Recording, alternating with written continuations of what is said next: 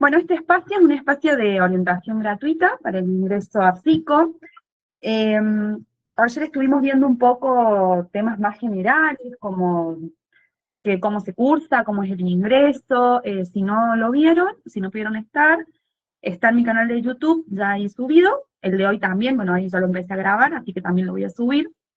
La idea de hoy es que veamos un poco la unidad 1 y 2.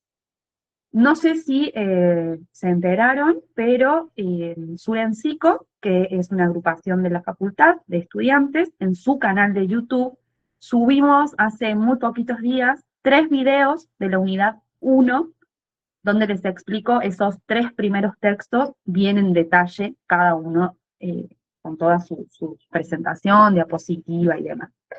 Si no lo vieron, vayan al canal de Surenpsico, que están ahí. Probablemente también iremos subiendo otras cosas y demás, más allá de mis páginas, etc. Esos videos que se subieron al canal de Surenpsico son parte de mi curso de apoyo académico para el ingreso, ¿sí? Por eso solo subimos esos 3. Todos los otros videos y todo el material completo, si ustedes están interesados o interesadas, después me escriban, les explico cómo es, etc. ¿Sí? La idea de hoy es, como les decía, que veamos la unidad 1 y 2, pero a grandes rasgos. ¿Por qué? A mí me parece, hoy, como primera instancia, siendo tan temprano en tiempo, 9 de enero, estamos como intentando acomodarnos recién, donde uno mira la apunte, esto que decías vos, Pri, recién, y es como, ¿cómo hago para aprenderme todo esto? ¿En qué lugar me va a entrar toda esta información? Entonces, no los voy a bombar con toda la información, sino es cómo estudiarlo, qué hacer frente al manual, esos tips, en todo caso le podemos decir, y por supuesto voy a ir explicando algunas cuestiones teóricas. Pero los 4 capítulos, en realidad, del ingreso, no son complicados, en el sentido de que no sean que son rebuscados o tienen como mucho lenguaje muy técnico o estas cuestiones. Todos los que están aquí, todos los que ven este video después, cualquier ingresante es capaz de estudiar ese manual, son capaces de estudiarlo. Eh, lo que en realidad a nosotros en este momento nos está como ahí jugando en contra son los miedos e incertidumbres de todo este nuevo desafío, de todo este mundo nuevo que es la universidad y la facu. Y eso, cuando uno se sienta a leer o a querer ver el manual, se pone en juego también. Y entonces, el contenido teórico no es complicado, no es muy rebuscado, pero nuestras ansiedades nos juegan en contra. Entonces, vamos a ir viendo ese tema también. Yo les voy a compartir acá. Acá. Porque si ustedes no lo hicieron, yo sí. Así que ahí tienen la línea del tiempo. eh, creo que se ve bien, sí. Bueno, si no le hago un poquito de zoom, pero voy a ir. Bueno, esta línea del tiempo de la unidad 1 tiene 2 páginas, ¿sí? Yo se las voy a pasar después a ustedes que están aquí en el Meet. Así que quienes vean el video grabado me tienen que escribir, seguirme y se los paso. Ustedes que están aquí en el Meet, yo se las voy a pasar después, así la tienen como recurso. La unidad 1 de lo que es este manual y el ingreso a psico, en realidad es muy parecida a casi todos los ingresos, diría yo, la mayoría de ingresos de la Universidad Nacional de Córdoba. Si ustedes ya empezaron a estudiar, le estuvieron chusmeando y demás, se darán cuenta que hay mucha historia, ¿sí? Por eso es que se hace esta línea del tiempo. Por lo general, en las comisiones de trabajos prácticos les dicen que las hagan a modo de forma de estudio, pero tiene mucha historia. Después hay normativas también al principio para que ustedes sepan. Nosotros vamos a estudiar psico, vamos a ser psicólogos y psicólogas, y nuestra disciplina inherentemente siempre va a remitir en algún punto a historizar. Es importante que nosotros, como estudiantes y como futuros profesionales, vayamos haciendo este ejercicio de poder historizar para saber de dónde viene nuestra disciplina, para saber cómo nació esa psicología, cómo fue el proceso histórico de construcción de su objeto de estudio y demás, pero sobre todo en términos, a ver, los primeros psicólogos que hubieron no fueron formados por psicólogos, ¿sí? Eran médicos, psiquiatras, desde ahí viene nuestra formación. Después hubieron psicólogos formando psicólogos. Eso es un periodo histórico que se llama psicología sin psicólogos y psicología con psicólogos, eso también lo tienen en esta unidad 1, y eso es muy importante para nosotros como futuros profesionales, porque no es que nuestra disciplina nació de la nada, y hoy en día estamos acá estudiando, porque sí, sino que hay un detrás, hay un porqué, hay una historia que nos antecede, y es sumamente importante saberla en el sentido, esto que decía de historizar, qué conocimiento y qué queremos nosotros hacer, cada uno de ustedes, como psicólogos y psicólogas.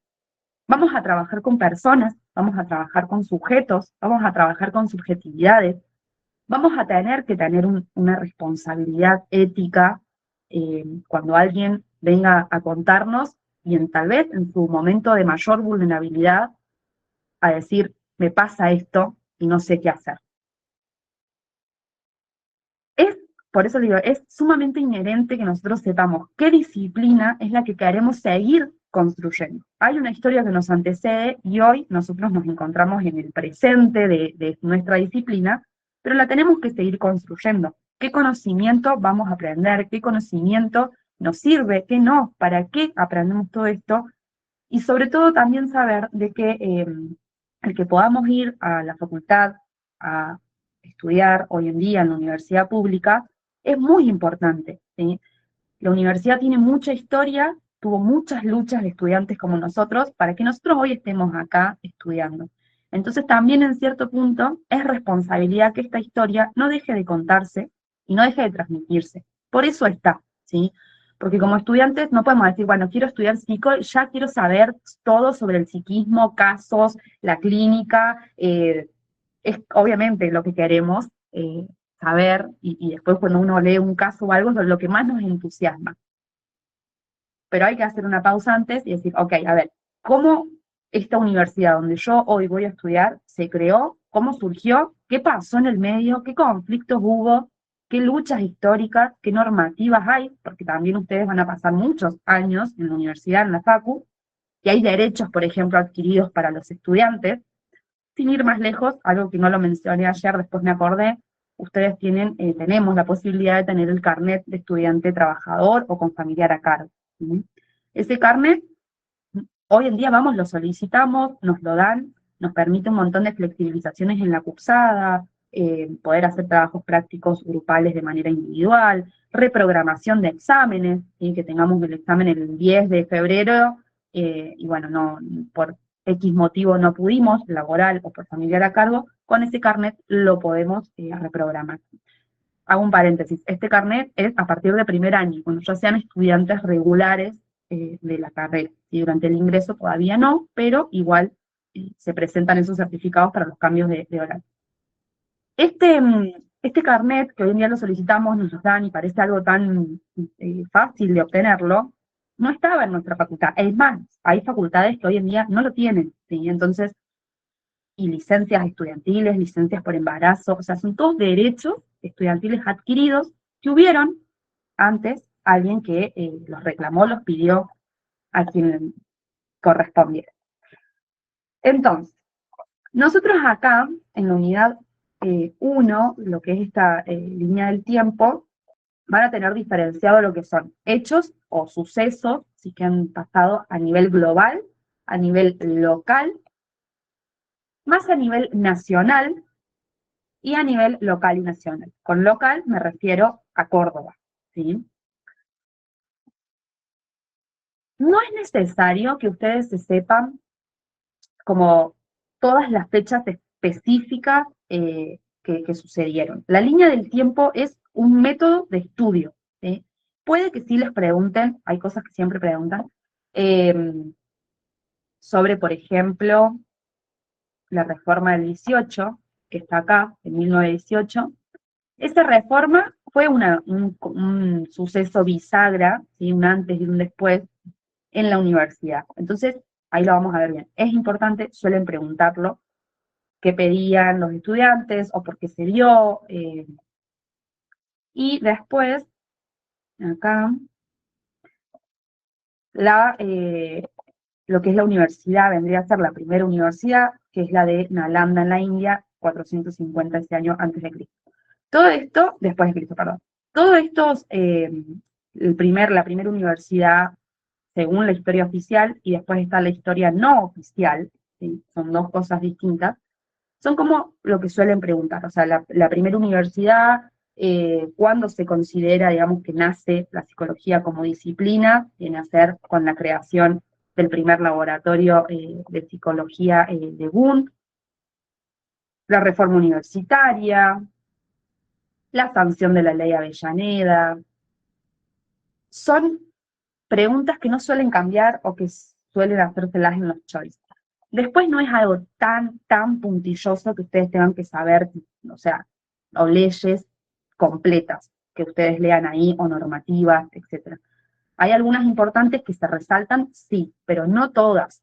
¿A qué voy con esto? Siempre que ustedes vayan leyendo, acuérdense que estudiamos psico, no somos ni vamos a ser, o no sé ustedes, pero yo no, abogada, para estudiar las leyes como tal, lo estudiaría alguien de abogacía. Y estudiamos psicología. Entonces, a nosotros lo que nos interesa es lo que pueda llegar a impactar o influir desde nuestra mirada, desde nuestra disciplina.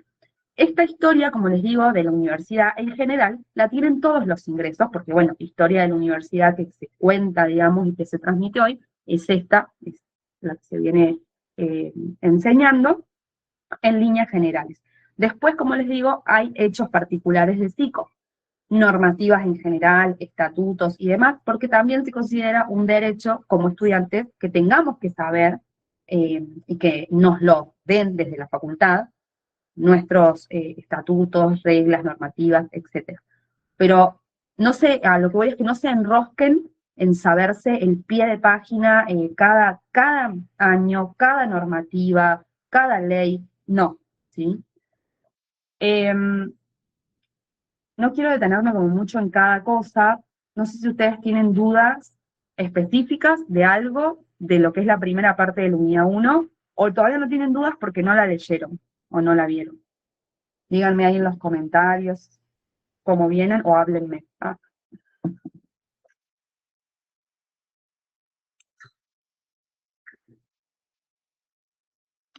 Acá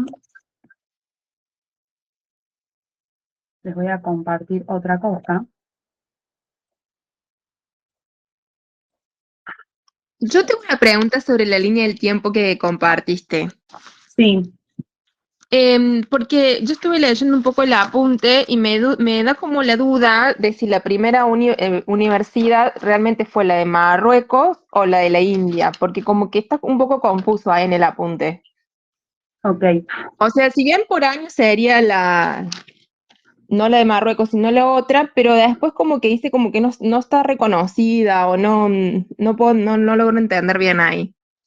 Claro, eso es lo que decía recién de la historia oficial y la historia no oficial. Hay una primera universidad creada para lo que es la historia oficial y otra para la historia no oficial. Cuando yo digo oficial o no oficial es que la historia oficial es la que durante años y años se fue transmitiendo en manuales, en ingresos, fue la historia que siempre se contó, ¿sí? Hay una historia que es no oficial, porque por ejemplo mi ingreso no tenía esta historia no oficial en el manual, ¿sí? Directamente, tampoco aclaraba historia oficial o no oficial, arrancaba, listo. Hace algunos años se modificó y cada vez se actualiza más, por supuesto, todos nuestros materiales bibliográficos, etcétera, los textos, y agregaron y ampliaron esta historia para contar la historia no oficial, esa que no se contaba, o sea, la primera universidad que figura según la historia que nos muestra ahí el texto es la de la India, ¿sí? En términos cronológicos, de años. Después vos tenés la primera de la historia no oficial y de la oficial. Eso, por ejemplo, puede ser una pregunta de examen, que es capciosa, porque si uno lee rápido, igual, ¿cuál fue la primera si uno habla en términos de cronología o de años, ¿sí? Ahora, si les preguntan cuál es la primera universidad según la historia oficial, es otra cosa. Entonces, cuando ustedes también vayan a rendir los exámenes múltiple choice, lean muy bien las consignas, ¿sí? Porque son capciosas a veces al ser choice e inclusive las respuestas. Entonces, no es para que lean así como el punto y coma, pero que no se pongan más nerviosos o nerviosas, pero tengan en cuenta de leer bien eso. Si por una palabra puede cambiar el sentido de lo que se les está preguntando. Acá, si yo tengo esto que ven en pantalla ustedes, es el resumen que yo les doy en el curso, ¿sí? Estos tres momentos que hay acá, que son los que aparecen en el primer texto, el de Pereno, que es como una introducción, tres momentos clave de la historia universitaria. La Universidad de Bolonia de la Edad Media, que es la fundadora de la institución universitaria. Esa Universidad de Bolonia es la de la historia oficial. Es, por ejemplo, la que yo estudié. En el ingreso no había otra primera universidad fundadora, ¿sí? O historia oficial o no oficial. La Universidad de Bolonia, de la Edad Media, es la fundadora de la institución universitaria según la historia oficial de la universidad. La historia no oficial nos remite a muchísimo, muchísimo antes, que es la de la India. Otro momento clave de la historia universitaria, el modelo alemán, que es la modernización de las universidades. Ahí explico eso. Y el tercer momento, la reforma universitaria que les decía recién, de 1918, que fue acá en Córdoba, transformación de las universidades en Argentina y Latinoamérica. En el primer texto, que es el profe Pereno, que están estos tres momentos clave, están puestos así para que nos sirvan de guía al momento de leer los primeros capítulos del manual, ¿sí? Ahí van a ver que hay muchísimos años, muchísima historia, obviamente, como les decía recién. Siempre tengan como faro, como eje, estos tres momentos, ¿sí? Podemos preguntarnos qué sucedió, por ejemplo, antes de que se fundara la Universidad de Bolonia para que se termine fundando allí. ¿Por qué el modelo alemán es algo clave, digamos, el segundo momento clave de la historia de la universidad? ¿Qué estaba pasando antes? ¿Qué estaba pasando después? Para que luego venga la reforma universitaria. Es decir, todo lo que va pasando en el medio de estos sucesos, de estos hechos históricos, ustedes lo tienen en el manual, ¿sí? Obviamente. Pero lo que voy es que usen de faro estos tres momentos. Cuando ustedes se pierdan, tipo, no sé ya qué estoy leyendo, lo que tienen que hacer es volver y decir, a ver, estoy leyendo los modelos universitarios. ¿Cuál es el modelo clave e importante acá? Que son 4 los modelos universitarios, el modelo alemán. Entonces, en todo caso, ahí vuelven y releen ese y siguen leyendo los otros modelos que también son importantes.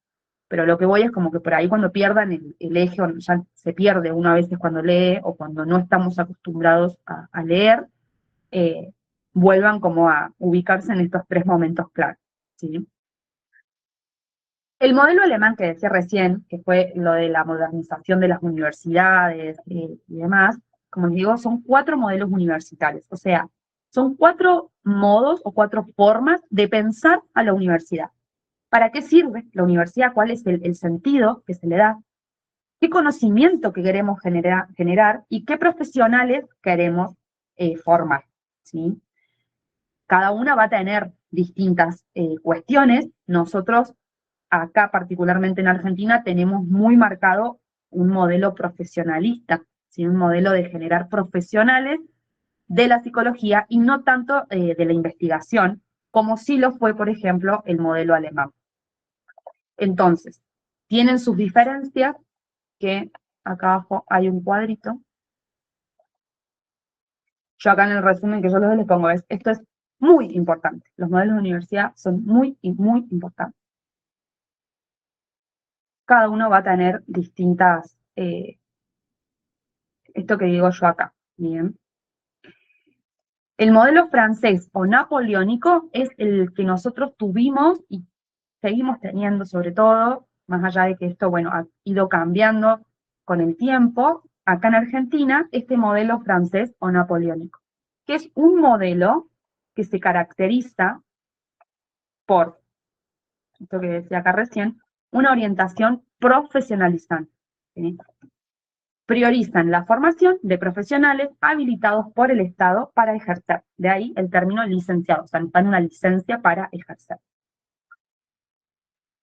Esto de que, por ejemplo, nosotros pensamos al psicólogo o a la psicóloga y lo primero que se nos viene como imagen mental o cualquier persona es el psicólogo o psicóloga de consultorio, ¿sí? El de la clínica, el del hospital, o si se paga particular, consultorio. ¿Sí? Por lo general es este el primero que se nos viene a la cabeza cuando uno habla de psicología, ¿sí?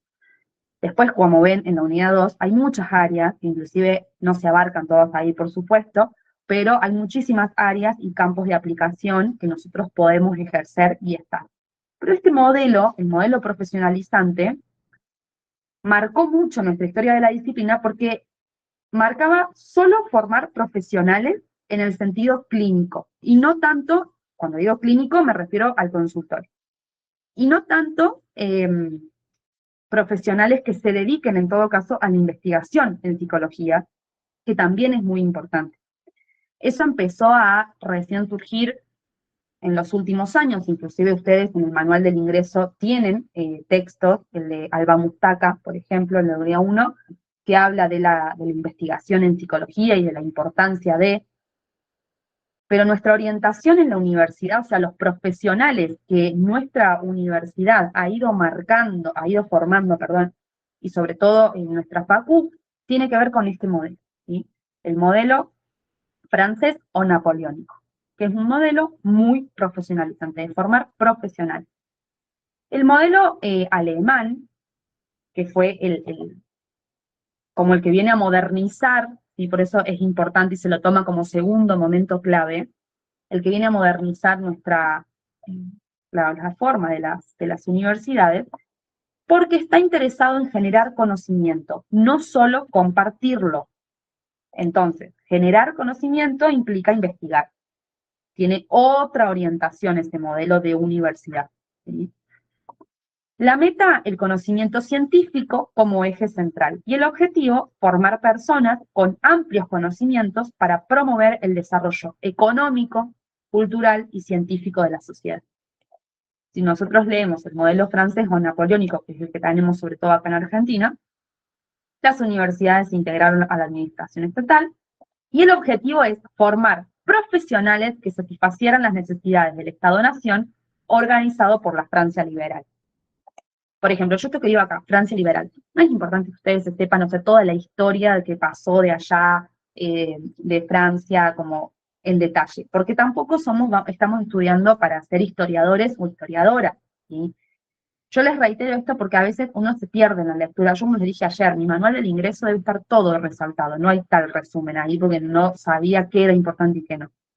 Está bien, es normal, es así, pasa, digamos. Entonces, no nos enrosquemos tanto en el detalle de la historia, sino qué es lo importante hoy para nosotros como disciplina, ¿sí? Apuntado a la psicología.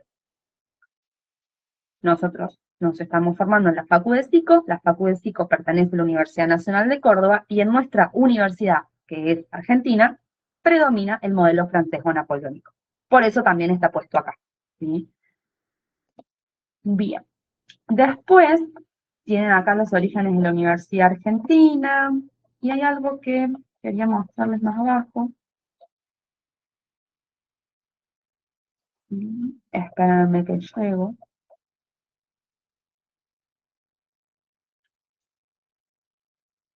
A eso les voy poniendo por años, las leyes que fueron. Quiero llegar al texto de Paola. Acá. El primer texto que ustedes tienen entonces es de la historia de la universidad, la historia de nuestra facultad, ¿sí? Los tres momentos clave que recién mencionaba. El que no me detallé mucho, bueno, fue el de la reforma del 18, pero la reforma del 18 fue muy importante para nosotros, para toda América Latina, Argentina y demás, porque antes de la reforma, la universidad no es y no era como hoy la vemos, ¿sí? No era pública, no era para todos y todas, y solamente iban o asistían los hijos de. si tenías un contacto, si tenías mucho dinero, ibas a la universidad, ¿sí? Por eso se dice con la reforma del 18, no sé si a veces han escuchado o si saben algo, también está bueno que eso de última me lo pueden ir diciendo. eh, a la universidad después, en su momento, la termina, no sé si termina, pero empieza tal vez a construirse y consolidarse los hijos de campesinos, o que la universidad se llenó de pueblos, suelen decir. Bueno, después de la reforma del 18. Es por esto, porque la reforma del 18 fueron estudiantes que se organizaron para decir, basta, esto no puede seguir de este modo, todos y todas deben, y si quieren asistir, deberían de poder, y no solo quienes tengan plata o por ser hijos de. Y además, entre tantas otras cosas, y también empezaron esto de que tienen acá como el régimen jurídico, ¿sí?, de la universidad, que la universidad empieza a ser autárquica y autónoma. Se empieza a co-gobernar. En un primer momento la universidad estaba muy, muy ligada al papado o a la iglesia, ¿sí?, a la institución iglesia. Después de la reforma del 18, eso cambió, nos empezamos a co-gobernar. ¿Qué quiere decir eso? Que tenemos nuestro gobierno dentro de la universidad, ¿sí? Nosotros elegimos nuestro rector, que es el rector, viene a ser director, si se quiere, de toda la universidad. ¿Sí? ¿Vieron que está el director de la escuela? Bueno, el rector es, como si se quiere decir para que se comprenda, el director de toda la universidad. ¿Bien? Nosotros lo elegimos. E inclusive esto también es algo relativamente nuevo. Antes no lo elegíamos nosotros estudiantes directamente. Nosotros como estudiantes elegimos al decano o decana de nuestra facultad. El decano o decana de la facu viene a ser como el director, pero de la facultad. Cada facultad tiene su decano o decano. Lo elegimos nosotros en elecciones estudiantiles y democráticas, todos los claustros de la universidad. Ahí les voy a decir qué son los claustros. Nosotros elegimos a nuestros representantes gremiales del centro de estudiantes, ¿sí? Esto que hoy lo vemos, y ustedes ya este año lo van a empezar a ver como algo más naturalizado, que sucede porque pasa todos los años, no había elecciones antes, ¿sí? Como les digo, era tener plata, contactos, hijos de, amigos de, que gobernaban la universidad, estaba muy ligada a la institución e iglesia, y la reforma del 18 fue muy importante en el sentido de que los estudiantes se organizaron y dijeron, basta. Y esa reforma, la del 18, de 1918, sucede acá en Córdoba. Entonces, por eso nuestra universidad también es tan importante en Latinoamérica, ¿bien? Porque después esto se replicó en demás universidades de Latinoamérica. Que nos cogobernemos es muy importante porque empezamos a dejar de tener que depender del papado, de la iglesia, o por ejemplo del gobierno de turno que estuviera, ¿sí? Por eso estos dos conceptos que les pongo en pantalla son importantes, suelen tomarlos, que somos autónomos, o sea, la universidad es autónoma y es autárquica. Autonomía se refiere al autogobierno de la institución, incluyendo la capacidad de elegir autoridades, nombrar personal, definir órganos de gobierno, dictar estatutos, crear carreras, otorgar títulos. La autarquía tiene que ver con la administración económica financiera. Autarquía, signo pesos, como para que ustedes se puedan acordar rápido. El manejo del presupuesto, salarios, becas, etc. A ver, nación, hoy en día, ¿no es cierto?, manda cierto presupuesto a la universidad, pero no dice, o no debería, o por lo general no, pero bueno, no pasa, cuánto presupuesto va para cada facultad, por ejemplo. Eso lo decide la universidad, lo decide el Consejo Superior, que está conformado por los 4 claustros de la universidad. Los 4 claustros de la universidad somos, el primero, estudiantes, docentes, no docentes y egresados. Esos son los 4 claustros. Los 4 claustros conforman distintos espacios, como por ejemplo el Consejo Superior, que vendría a ser como si fueran senadores, para que ustedes vayan como intentando familiarizar un poco. Es como si fuese el Senado de la Nación. Bueno, el Consejo Superior de la Universidad Nacional de Córdoba. Participan los 4 claustros, la universidad elige quiénes van a estar en esas bancas, y ahí se discute el presupuesto universitario. ¿Cuánto dinero va para la Facu de Psico? ¿Cuánto dinero va para la Facu de Artes, de Económica? ¿Sí? Eso es ser autárquico. ¿Cuántas becas se pueden dar? Por ejemplo, hubieron becas que les otorgaban a los ingresantes, no sé si eso todavía sigue. Lo del comedor universitario, si nosotros tenemos un comedor que podemos asistir a comer todos los días o asistir a buscar nuestra vianda o bolsón mensual, etc. Bueno, hay becas que nos dan para poder ir al comedor y no abonar o no pagar el costo mínimo que suele haber. ¿Cuánta cantidad de becas va a haber?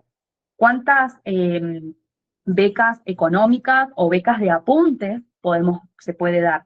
Bueno, eso es ser autárquico, ¿sí? Hay un presupuesto general, pero nosotros como universidad decidimos para dónde va y cómo lo distribuimos, ¿sí?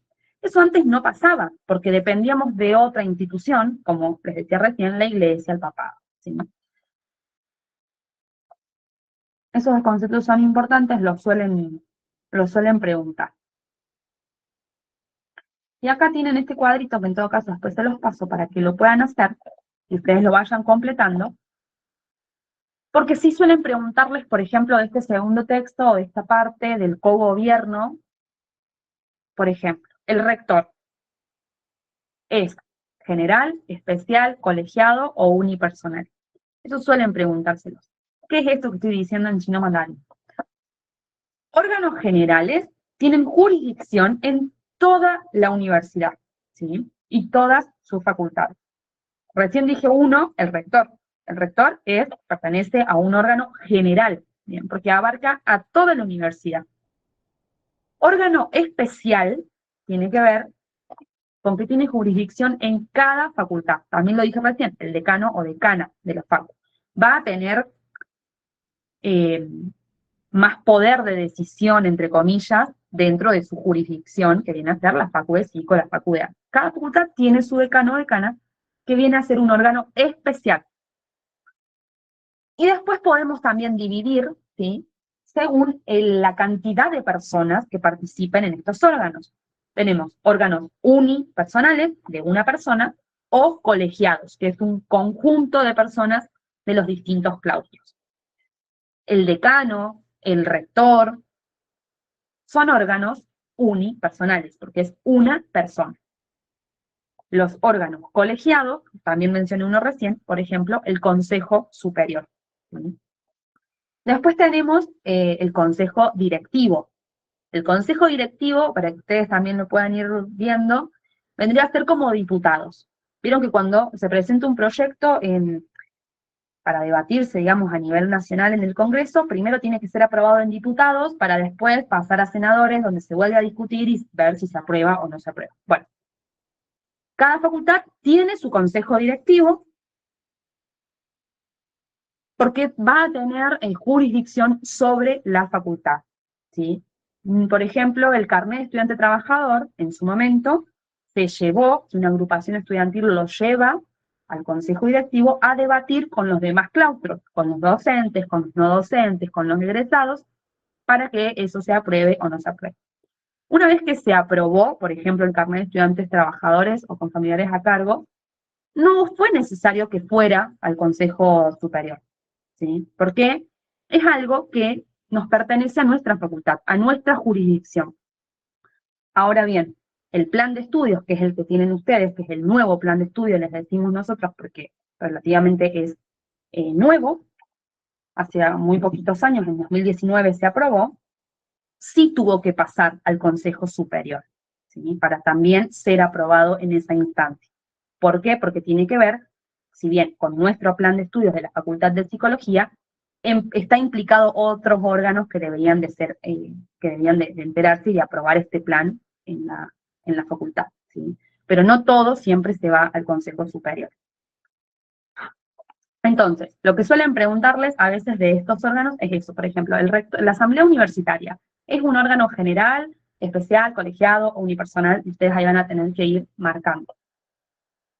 Recuerden que unipersonal, una persona, colegiados es porque participan todos los claustros, órganos generales que van a tener jurisdicción en toda la universidad, y los órganos especiales dentro de cada facultad.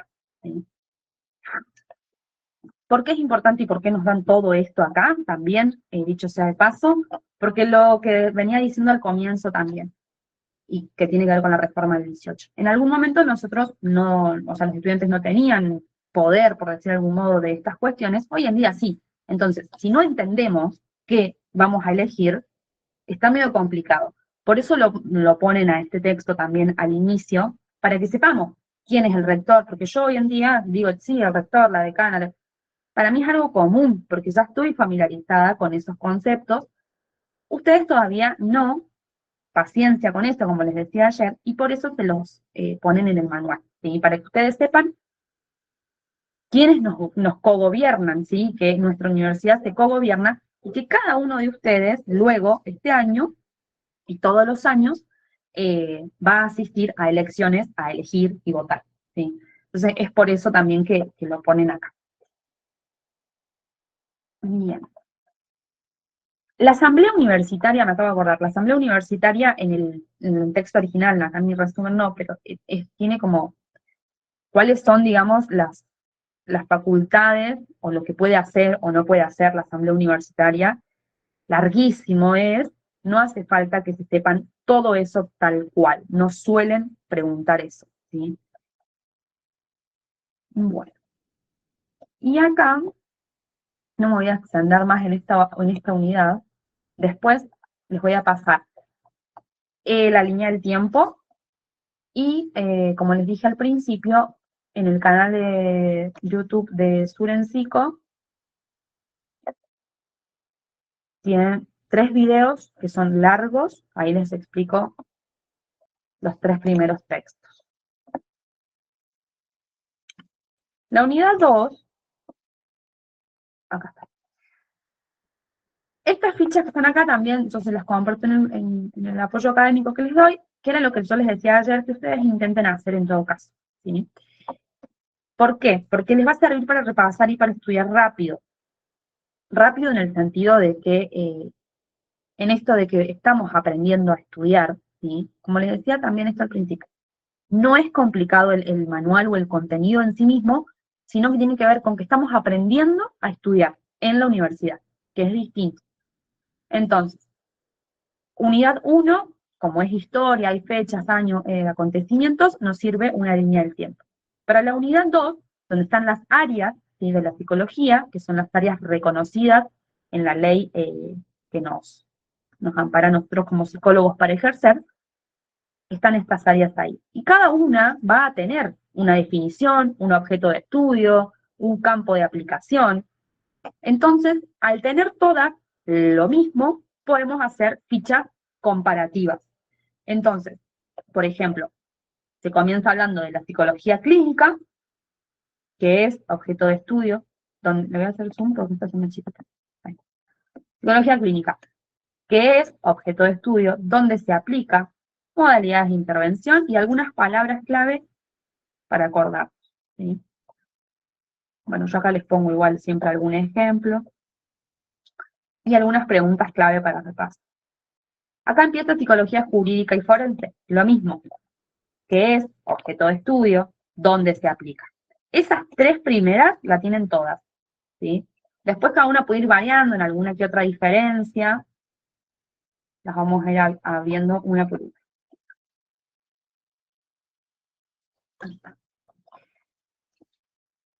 Psicología clínica. Tenemos, ¿qué es? Es una especialidad reconocida y legitimada legalmente del ejercicio profesional de los psicólogos. Su consolidación deriva de la acumulación de saberes teórico-técnicos y del reconocimiento social de su campo de acción.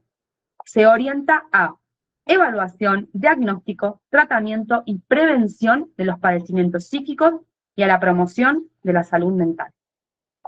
De todo esto que yo leí acá, lo más importante es que se orienta a la evaluación, diagnóstico, tratamiento y prevención. Evaluación, diagnóstico, tratamiento y prevención. Eso, psicología clínica. Objeto de estudio. Estudia los procesos psicológicos implicados en el malestar, la enfermedad mental, los problemas emocionales, conductuales e interpersonales. Incluye la evaluación de diferencias individuales, capacidades cognitivas y aspectos de la personalidad.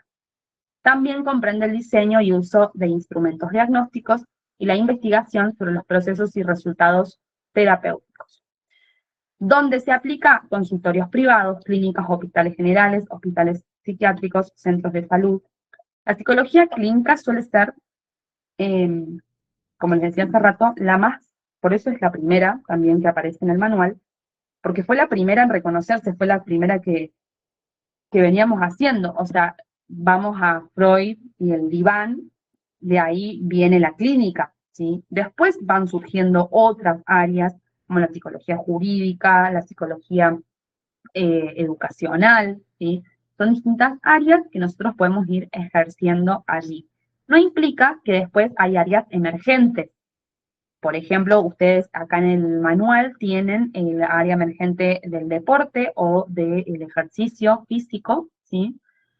Hay otras áreas emergentes que por ahí no podrían ser abarcadas en su totalidad en todo este manual, pero sepan de que podemos estar en muchos lugares, ¿sí? En muchos lados.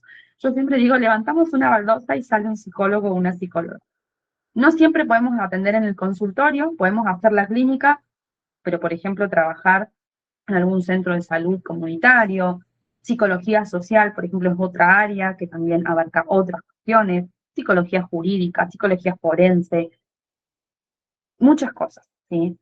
Por ejemplo, si yo les digo psicología perinatal, que es la que a mí me interesa, no está en el manual y es un área emergente y trabaja con las maternidades, paternidades, procesos de adopción, abortos espontáneos, eh, todo lo que tiene que ver con el mundo del maternaje, te digo yo, psicología perinatal. Es un área emergente que no la vi yo en la facultad, yo la descubrí por mi vida personal, y me terminó interesando y es a lo que me quiero dedicar, pero lo que voy con esto es que por lo pronto que están ustedes ingresando y demás, vayan leyendo cada una, fíjense, investiguen, lean cuál les gusta más, cuál les gusta menos, inclusive con las teorías también, ¿sí? Que son dos cosas distintas. Una cosa son las áreas de la psicología, que es lo que se ve en la unidad 2, como les decía, que son 5 las áreas reconocidas y las áreas emergentes, pero después tenemos teorías que van a ser como los lentes que nos vamos a poner para leer o interpretar la realidad que vamos a trabajar. Psicoanálisis, la Gestalt, el cognitivismo, el conductismo, son todas teorías, ¿sí? De cómo interpretar la realidad. Algunos prestarán más atención a la conducta, otros prestarán más atención al inconsciente, otros prestarán más atención a los procesos cognitivos de pensamiento, ¿sí? Pero son distintas teorías. Eso también se ve durante la carrera, ¿no? Uno puede ser psicólogo clínico psicoanalista o psicólogo clínico cognitivo-conductual, ¿sí? La área y la teoría son dos cosas diferentes, pero que bueno, siempre van a ir de la mano, por supuesto, dependiendo después de lo que cada uno quiera dedicarse y hacer. Esta fichita también de la unidad 2 se las voy a pasar por WhatsApp, así les queda a ustedes, para que puedan, yo se les recomiendo en todo caso que la chusmeen primero, la lean, y en todo caso después van y leen el manual, y como para tener una orientación acá con la ficha de qué ir leyendo. No me quiero extender, como les decía al principio yo, en cada texto y en cada cuestión, porque me parece que ahora lo importante o lo principal que ustedes tienen que enfocarse en hacer es en conocer y aprender a estudiar en la universidad. Por ejemplo, ¿hay alguien acá que ya haya empezado a estudiar el manual, que ya lo empezó a leer, que sea su primer carrera universitaria, no que estudie otro?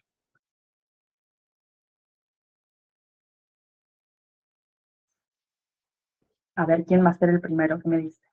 O la primera.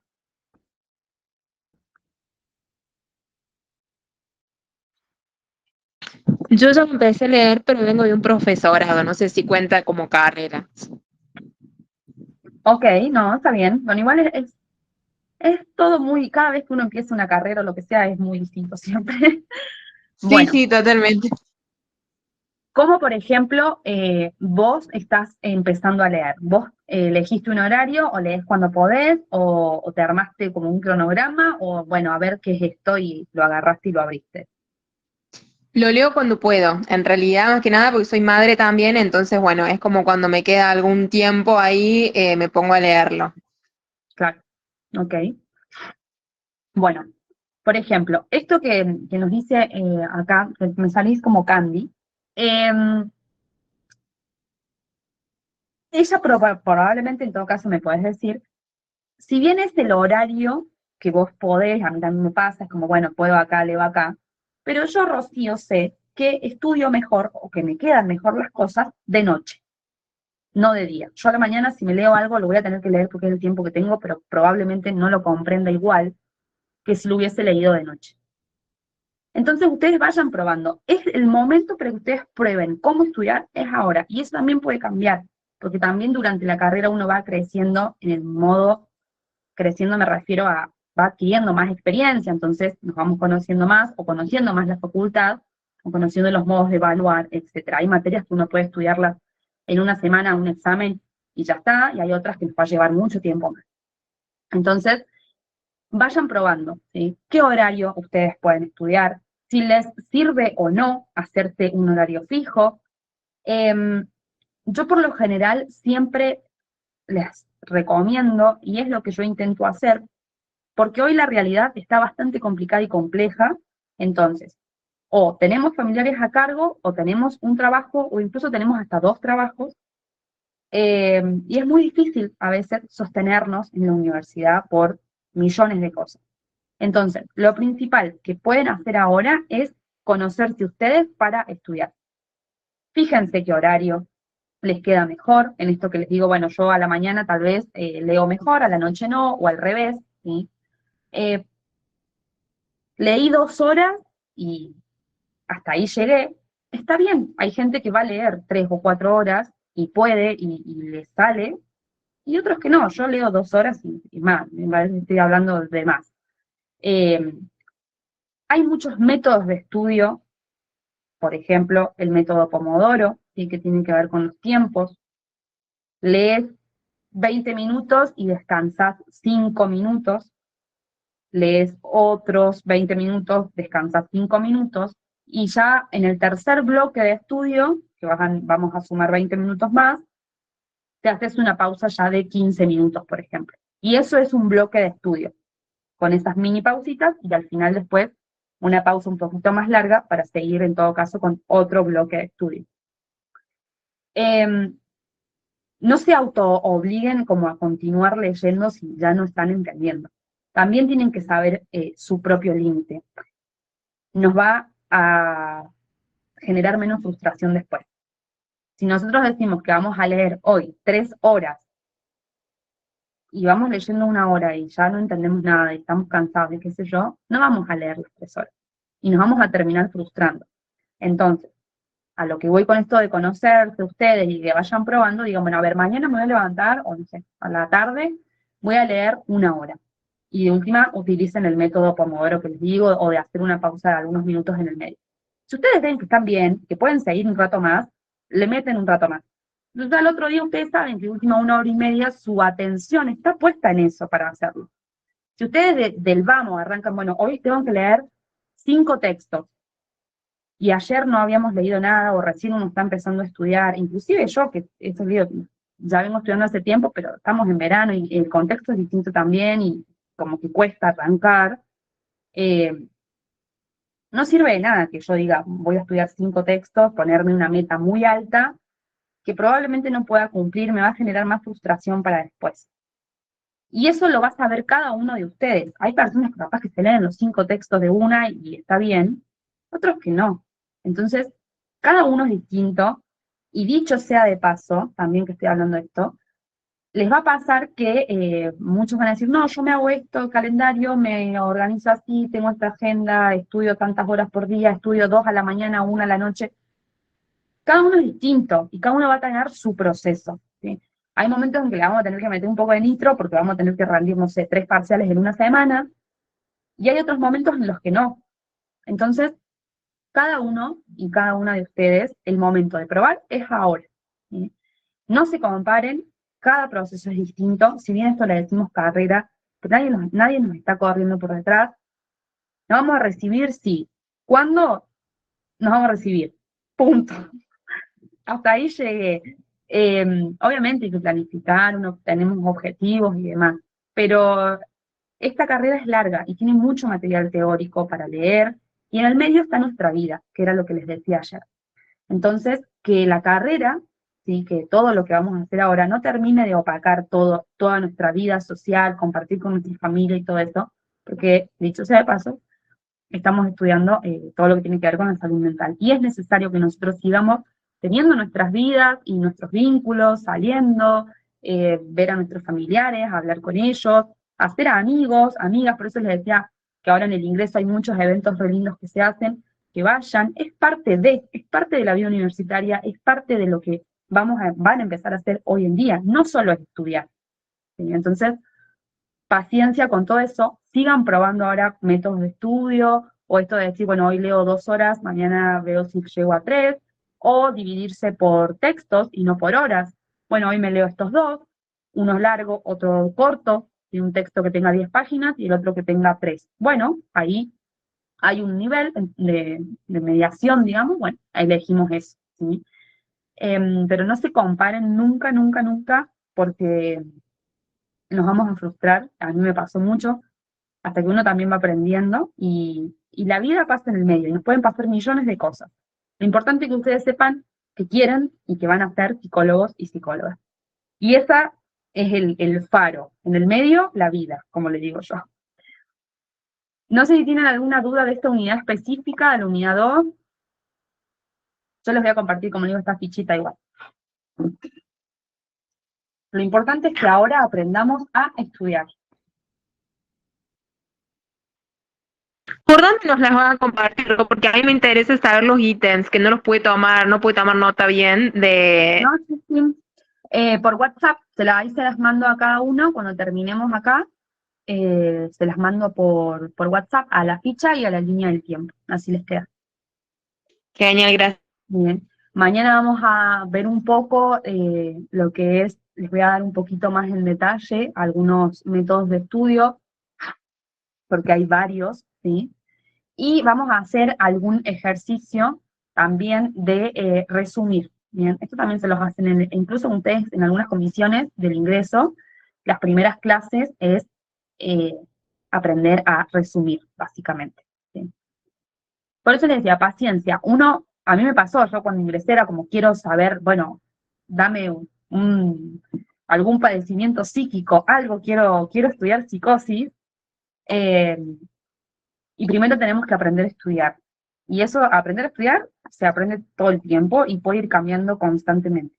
Pero ahora que por ahí o no estudian hace mucho o recién van a retomar una carrera universitaria, o tienen tiempos complicados o recién salen del secundario y demás, enero, antes del ingreso, es un momento para que ustedes aprendan a estudiar, no para que se lean el manual o los textos pensando en el 2 de febrero arranco, tengo que ir ya sabiendo esto, porque no es así.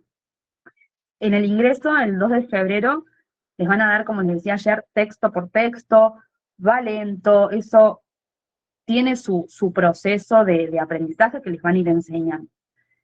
Inclusive eso, si ustedes hasta hoy no leyeron todavía, está todo bien, pueden inclusive empezar a leer si ustedes quieren a la par del ingreso.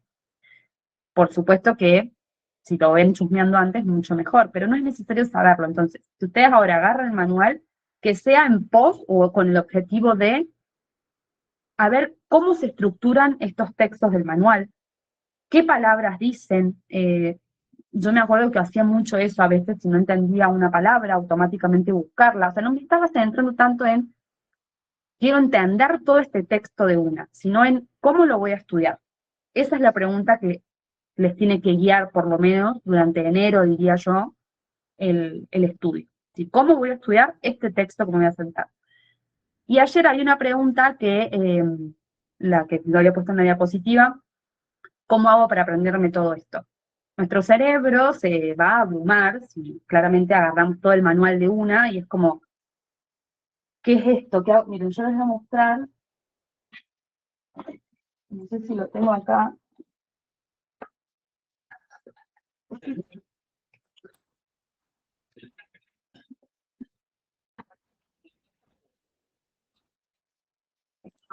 Miren, esto que yo tengo acá, que no todo esto, y esto que me falta el otro cuadernillo, que es igual, esto es muy parecido al cuadernillo de ingreso en tamaño, que es, me falta la otra parte, porque esta es la primera parte, es la materia que yo tengo que rendir el 10 de febrero. Es re larga. Entonces, la graduación, digamos, como de cantidad de cosas que vamos a ir estudiando, cada vez va a ser un poquito más, ¿sí? Hay manuales que son así y tenemos 3 manuales para una materia. Eso va a ir aumentando gradualmente. Entonces, lo importante ahora, como les decía recién, es aprender a estudiar. Nuestro cerebro, si yo digo, tengo que estudiar todo eso, claramente entro en pánico, me da una ansiedad tremenda, abandoné, me bajo de la mesa, no me anoto a rendir. Entonces vamos por partes. Mañana, sábado, ¿qué voy a leer? El primer texto del manual porque tiene mucha historia, porque es largo. O sea, miren, ojéenlo, digamos, a ver cuántas páginas tiene. Tiene 20 páginas. Bueno, entonces está largo. Voy a leer solo este texto y última, a la tarde me leo otro más cortito. Se lo planifican de ese modo, por ejemplo, ¿sí? El lunes o si el domingo ustedes quieren, me voy a leer uno más, como para leer algo hoy. Y el lunes ya vuelvo a leer otros 2 textos, ¿sí? Metas chiquitas, por partes, ¿sí? Si nosotros decimos todo este manual y no, ya entramos en crisis. Entonces, por partes. Acuérdense esta pregunta que yo les decía recién. ¿Cómo voy a estudiar este texto? Cuando lo abran al manual durante enero. Febrero es distinto, pero por ahora con esa pregunta para que les sirva de guía. Bueno, no sé si tienen alguna otra duda al respecto de todo lo que vengo hablando, porque yo si no me voy por las ramas. A mí el ingreso me encanta, entonces yo me voy. Acuérdense de ir a ver al canal de Surensico esos 3 videos, ahí explicativos, también en detalle. Y si no tienen dudas, cerramos ahora, por aquí, este encuentro. Sí sepan que esto no les voy a explicar el detalle de cada texto, porque no va a servir en este momento que yo les diga a ustedes todo el detalle de cada, los voy a abrumar, es mucha información. Tenemos que aprender a estudiar primero. Así que acuérdense de esa pregunta. ¿Cómo voy a estudiar este texto? Cuando se sienten a leer. Por ahora, váyanse con este ejercicio y les mando la línea del tiempo y la fichita de la unidad 2. Así que bueno, que anden muy, muy bien. Les mando un abrazo y que tengan muy, muy buenas noches. Adiós.